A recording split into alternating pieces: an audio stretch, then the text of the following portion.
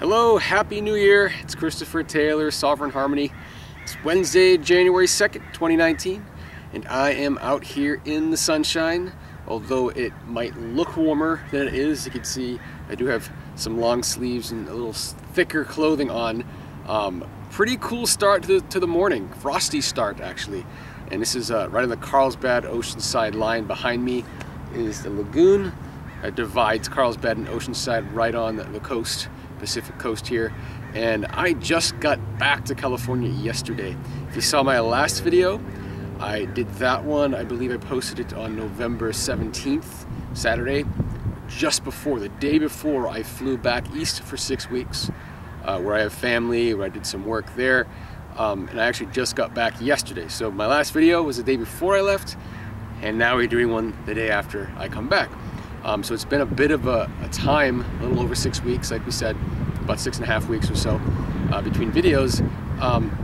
And like I promised, I would be back to give an outlook for 2019. I gave a little bit of a preview of 2019 in my last video in November. I was focusing more on coming out of Venus retrograde and the Mercury retrograde, etc. But I also did touch on Jupiter and Sagittarius, which is the popular item for 2019 among other things. And so I wanted to elaborate more on that, as well as lay out the general schedule for the year as far as the Mercury retrogrades go. There will be no Venus retrogrades like we had last year, and no Mars retrogrades like we had last year. So that will make things a little smoother. But all 3 Mercury retrogrades, as we'll discuss, will be in water signs. So it is a transitionary kind of an energy. Anyway, so why don't we just jump on into it. I hope everyone had a great holiday, great new year, everything else. Here we are, 2019, I can't believe it. You know, 1999 is now 20 years ago. It's just unbelievable to me to even fathom that, but it's true. And I actually turned 40 this year. I was born in '79, so I'll be turning 40 here actually just in a couple of months. So time does fly. And we'll have Jupiter in Sagittarius the entire year. Like I discussed in my last video, I want to talk a little bit more about which planets it will be aspecting mostly. And it's really pretty simple. The astrology of this year is relatively simple. So it's going to make this video a little bit on the shorter side, which is fine. So we can digest it a little bit better. I think some of the bigger years coming up will be 2020 and beyond. 2019 here, like the Mercury retrogrades are suggesting, as I kind of alluded to a couple minutes ago, it's a transitionary time with the water signs, Mercury retrograde and water signs.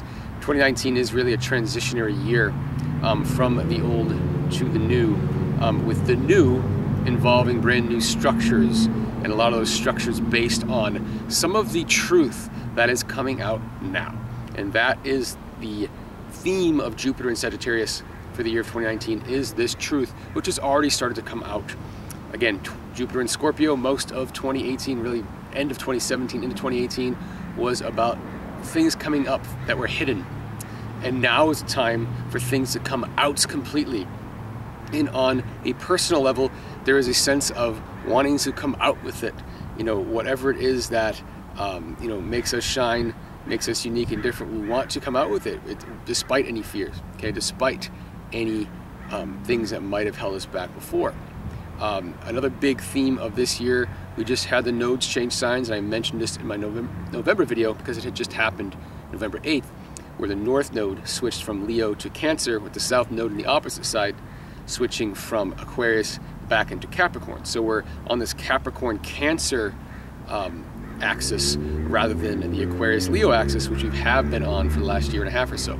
So for the entirety of 2019, we will have this Capricorn South Node, Cancer North Node going on, with Jupiter and Sagittarius almost up until the end of the year before it enters Capricorn. Okay, and this nodal axis, if you remember from my video previously, I'll just remind you, this is about letting go of the way we're supposed to do things, or the old rules of, you know, what should be in our best interest. The word should is a very Capricorn word, and getting into this more North Node in Cancer, which is what feels completely right to us, okay, and also trusting ourselves, trusting our intuition over the rules, okay. And that also means trusting our smaller units of operation, the people in our lives, versus exterior authority figures. Capricorn really deals with those exterior authorities that you never really deal with, that are dictating what you can't do and how you should live your life, etc. And so it's really learning how to live according to high morals, but those morals that we're setting, that we on an instinctual level know to be true, not just what we have to do to appease the authorities outside of us, okay? And I think, you know, and you can be on either side of the fence here, but like, for example, the whole experience of Trump, you know, the idea that there are more and more people capable now of separating themselves from their leader because they simply don't feel or jive with the energy of that leader. And that is a wonderful thing, because if we've always been sort of just bowing down or looking up to certain leaders, whoever they are, we've lost opportunities to establish our sovereignty, okay? And so beyond Trump now, so this is something, you know, after Trump is gone, this is a temporary, you know, experience like any other leader. But what is going to be left in the general population is what we're building this year, which is the ability to not need that exterior leader anymore, and to be able to live by more sovereign means, okay? Whether that's personal sovereignty or just smaller units of operation, smaller communities, etc., that are aligned with common ideals and morals, etc. And this becomes more possible during times like this. And sometimes it takes an experience that forces you away from bowing down to leaders to really own your own sovereignty, own your own ability to lead yourself and know what's right. And so that's a big underlying theme of this year. And you know, that sort of sounds like I'm being negative toward Trump, but that is of course what the general media would say anyway. And I'm not trying to come off positive or negative. But the idea being that also with Jupiter and Sagittarius, what we think we believe, we have to be open to the idea that it might not be true, okay? With Jupiter and Sagittarius, there's a higher degree of zealotry that accompanies this disclosure, okay? Disclosure of who we truly are, but also disclosure on a collective level of what has been hidden. You know, what has come up with Jupiter and Scorpio throughout most of 2018, and now what cannot be held back any longer. Whether you want to get into specific topics or not is a different thing, you know, whether it's extraterrestrials or you know, climate change, weather control, things of that nature, doesn't matter. The idea is that we've come to a certain point where the truth kind of has to be shared, okay? It has to be. There's no way around it anymore. And that's where we're here in 2019. And when we get to 2020, when Jupiter enters Capricorn and Saturn is still in Capricorn, and they both meet up with Pluto in 2020, this is a time for action now, which is structure changes now. And so you can only come up with so much truth, let's say like truth about 9/11 or terrorism in general, etc., before you do something about it, before there are consequences for if there were wrongdoing, before it has to be restructuring of leadership to reflect what is true, rather than just carrying on with what hasn't been true and never was true, okay? And so that is more next year. This year, 2019, is about the information just coming out over and over again. And some of it will support our belief system, some of it will not. And it's important for us to, you know, kind of eat crow if need be, and let facts be facts. Let the facts lead the way.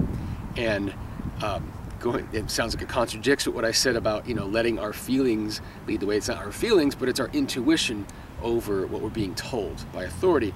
And in this case, what I'm saying is, if it is true information, then it behooves us to then transform our behaviors and what we're setting out to do to reflect those facts, okay?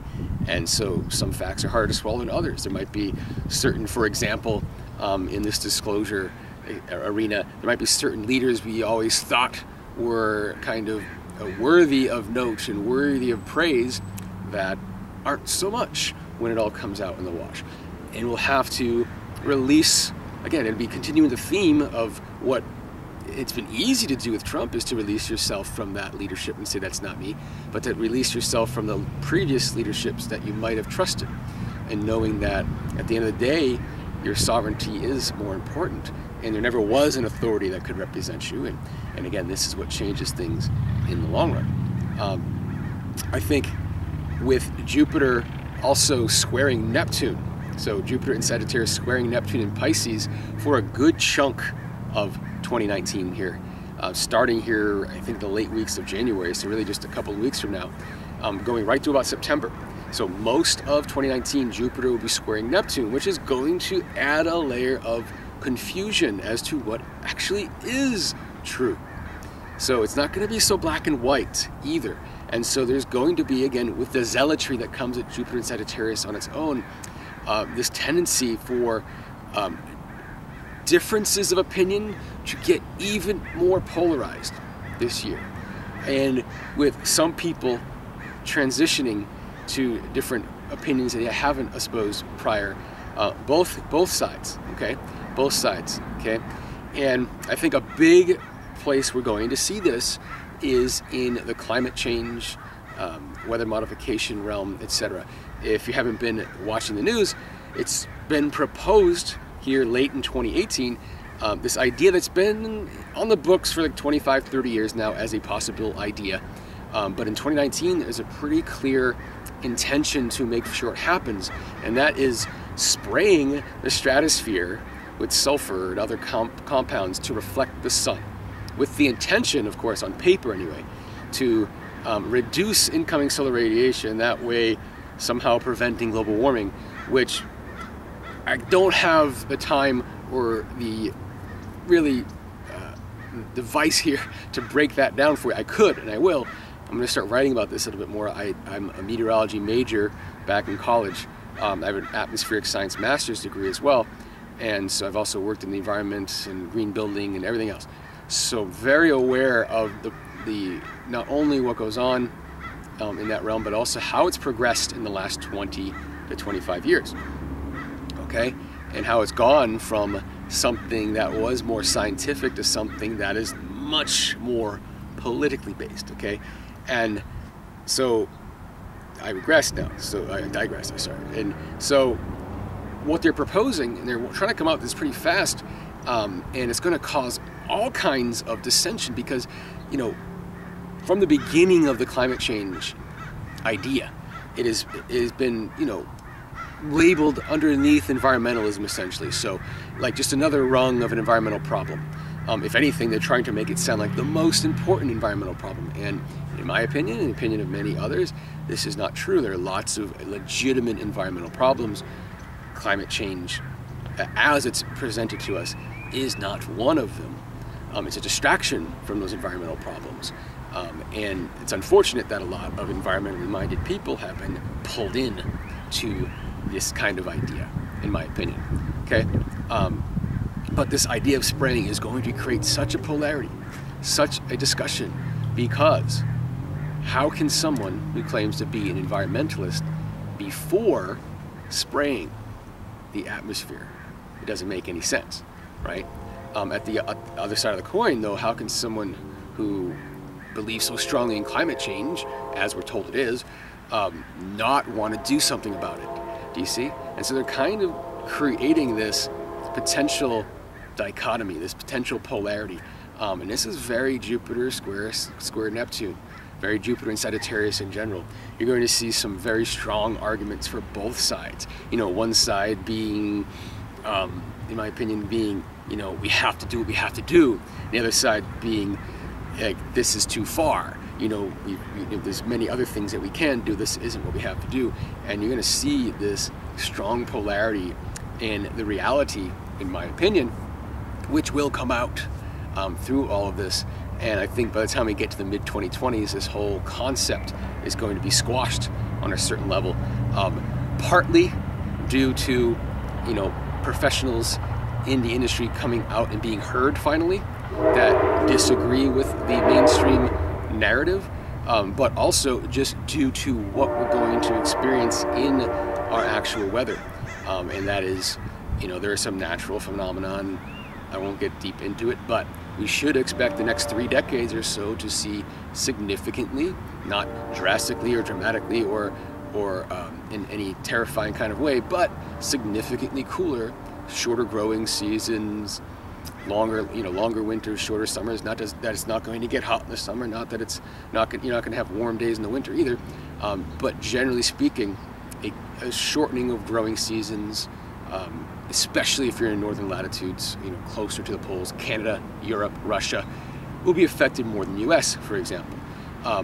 But this is going to happen. It's just natural cycles, and it's going to be undeniable when these numbers start coming in, okay?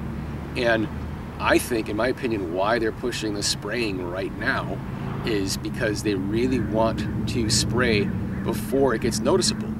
That way, when the results of cooler weather start coming in naturally, they can blame it on the spraying. In other words, saying, look what we did, we helped the earth, and so it's kind of, it would sort of encourage future geoengineering projects that probably don't have our best interest in mind, as that doesn't have our best interest in mind, because it's not only going to pollute the air, but it's going to have an effect on photosynthesis, blocking out the sun, etc., preventing plant growth, which is only going to prevent more CO2 from getting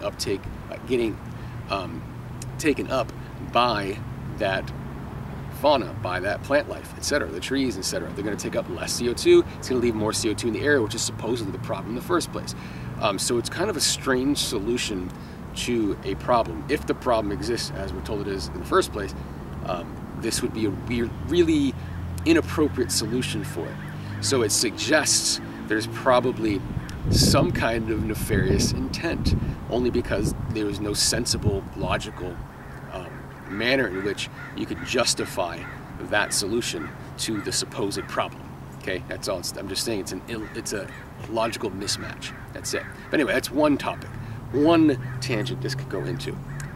Many others that we're going to see confusion with that Jupiter-Neptune square. What is right? What would be the best method? But also note that that same Neptune in Pisces will be in a sextile with Saturn in the Capricorn. Okay, and so this has a much more stabilizing sort of effect. So while we're being bombarded with sort of how do we know what's true from what's not true kind of a year, we also have this sort of further solidification, okay, of recognizing the foundation from which our highest dreams can come true. Okay, and as they say, the truth can set you free, right? And in a year like 2019, where the truth is coming out, it's laying the foundation for that sort of opportunity to realize dreams. Okay, and so how that plays out, we can always come up with any kind of examples, details, whatever. But for example, let's say one of those things that comes out here has to do with the money system, the Federal Reserve, okay, and how the Federal Reserve is really designed and how it's designed to enslave, etc. And if that comes out, now granted, there will be no new systems probably till at least 2020 and beyond, like I said, but if the information comes out, it kind of sets the foundation for, wow, what if, and this is sort of Neptunian now, what if we could create structures that supported who we are, okay, that didn't enslave us? And this is very, Neptune sextile Saturn. Saturn in Capricorn is kind of, okay, what's the plan? And Neptune in Pisces is, what are the possibilities? And so we'll start having the opportunity to, at least come into ideas for possibilities that can be implemented. Saturn in Capricorn, you see, implementation of that, even if it doesn't happen this year, because the truth is coming out, it's inspiring this sort of ability to allow some new forms to happen that better support the dreams that we have and the ideals that we have. Okay, so it's kind of a bit of a topsy-turvy year. Keeping ourselves grounded, very important in a year like this, because of the potential for overwhelming information and overwhelmingly contradictory information. Okay, that is probably the key to this year, is contradictions in that information. And so the more that we can, again, release ourselves, which is what the experience of Trump has taught a lot of people, how to release ourselves from authority as defining what is right and wrong. Release ourselves from that, connect with each other, people as equals on the same level, then we're going to be able to better see more clearly what the truth is and what actions to take in the future because of that. Okay? In terms of the Mercury retrogrades, like I said, all in water signs, with the exception of the middle one. There's one in March that's all in Pisces. There's one in July that is starting in Leo but moving back into Cancer, mostly in Cancer. And then the final one in most of November will be in Scorpio. Okay, and it's what's interesting about, I won't get too late in the year. I want to stay more in the front part of the year because the Mercury retrograde in July will be linking the eclipses that are happening here in January, which I haven't spoken of yet, with the eclipses happening in July. So we got eclipses in July, January, July, and then there'll actually be a Christmas eclipse that I won't get into here, other than briefly talk about how it's going to intro us into 2020. But going with this transect, in January, starting in 3 days, today's the 2nd, on the 5th, on Saturday, January 5th, we have a solar eclipse in Capricorn. Okay, right after this, Uranus in Aries goes direct. Now, Uranus first entered Aries back in 2010. It entered Taurus last year. If you saw my video talking about 2018, Uranus gave us a nice preview in Taurus here in 2018. It backed it back into Aries in the fall, and here it is going direct in Aries, finishing up for the last 2 months. It'll ever, be in Aries for your lifetime, more than likely, because it won't be back for another 80 years or so. But it's done in Aries here, and it's going to be turning direct in Aries just after this eclipse on Saturday. Okay, so this is all happening in the next several days. Okay, then we have an eclipse on the 20th, 21st of the month of January.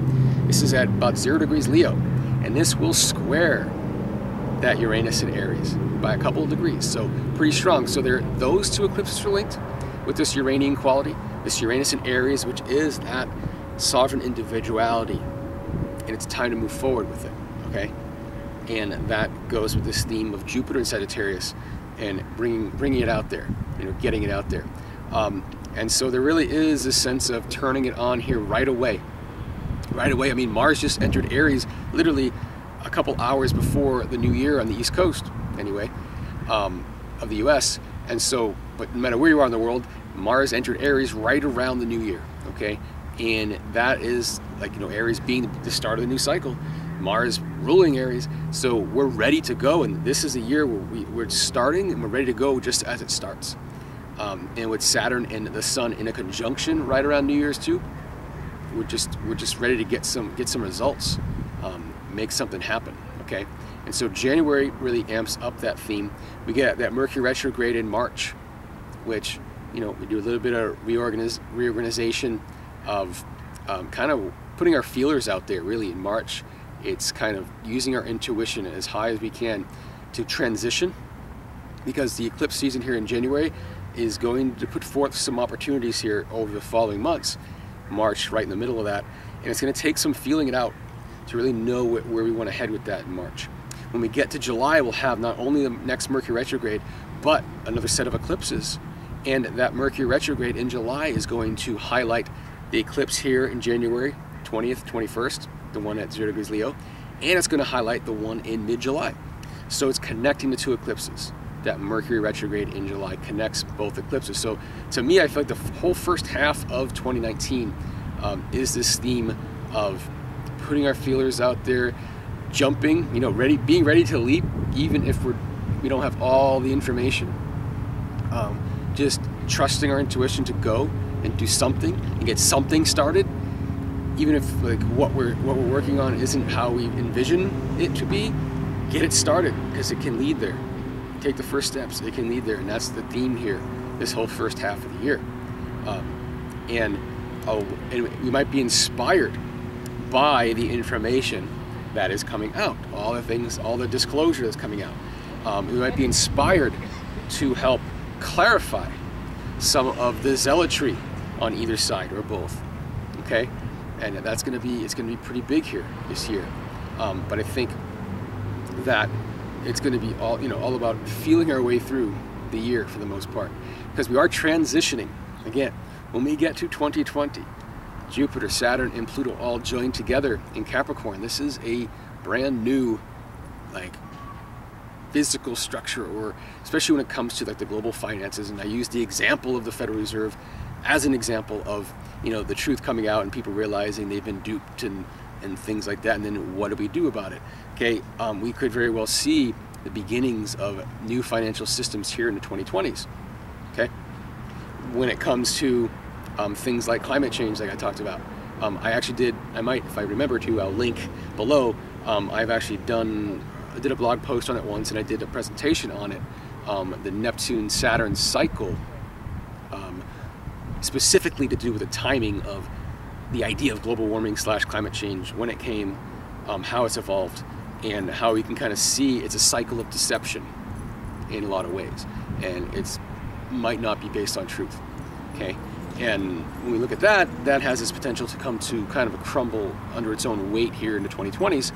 And you could always guess why would that be, but as I alluded to before, it very well may be not only the scientists that have been silenced, the ones that are being authentic and true to the science in the data being heard, and so we might see some more alternative ways of looking at what's going on with the weather and climate and everything else.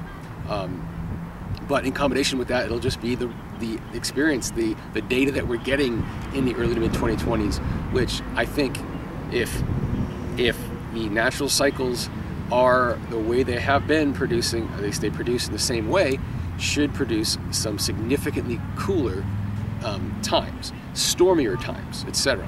Which is interesting, because we're always told that with the warming climate and CO2, somehow storms are going to get stronger, and we're supposedly seeing the evidence of that already.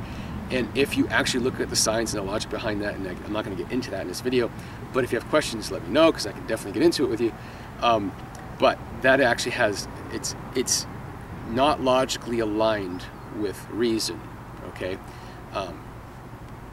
you can't. I'm not going to get into it, but storminess happens when the poles get colder than the equator, not when they warm up and are more moderate relative to the equator temperature. So and that's just a logical thing. I won't get into it, but the idea being that we're going to have evidence that we are in a different climate, and that probably has nothing to do with CO2 emissions, okay, and a lot more to do with natural fluctuations in solar radiance, etc., which will further the absurdity of the idea of spraying the skies to block out the sun, the absurdity, the environmental implications of that, and the illogical idea of it relative to the supposed problem, on two fronts. You know, it's absurd, and the fact that we're going to probably see more of that in 2019. Look for more of that. Look for more of the opposition to it. Okay, and for the mainstream media ability to make the absurd seem logical and the logical seem absurd. Okay, it's going to be up to you, me, and everybody else, again, to detach from who we consider to be authorities, whether it's that person we're listening to telling it to us on the TV or on the radio, and being able to really just use our own common sense, our own intuition, our own logic. Okay, so this is a great year to stay alert and to just kind of have fun with it, though. Roll with it. Laugh at yourself if you come to the realization that you were duped by something. Laugh at it. Laugh it off. Try not to take it too personally, because you weren't the only one that was probably duped by it, and so that's okay. The important thing is how we take things, how we take the truth and move forward. And that's what the 2020s, the theme of the 2020s in general, the whole decade, I can get into the decade, is moving forward with new knowledge, with, in releasing what has held us back for so long. I see great advancements in the 2020s because of the release, and we have to go through a period like we're going through now to get there. So be grateful for it, go through it, and do what has to be done. Anyway, I'm Christopher Taylor, Sovereign Harmony. Again, have a great 2019. I will probably be back to talk about the Mercury retrograde in March when the time comes. But if I, or earlier if I find the need to. But if you have any questions in the meantime, please do contact me. You can also take advantage, only for the next week though, I do have a special running 50% off all personal readings, relationship readings, as well as workshops for group kind of event kind of situations, so work or family situations. For more detail on that, contact me, but everything's half off for the next week. So today is January 2nd. This is valid for anything booked between January 2nd and January 9th. Some can be done on the phone, some can be done in person. If you're not in the San Diego area, we can only do the phone stuff. That includes personal readings, relationship readings, okay? The workshop stuff, not so much. But if you're in the area, all three can apply. So do contact me or let anybody else know. We've got, only a week here, so as long as it's booked by Wednesday, January 9th, and we're doing it at one of these days between now and the 9th, it can be done. After that, I won't be available till February. So, Christopher Taylor, Sovereign Harmony, and I am signing off. Have a great new year, and I will see you next time. Bye-bye.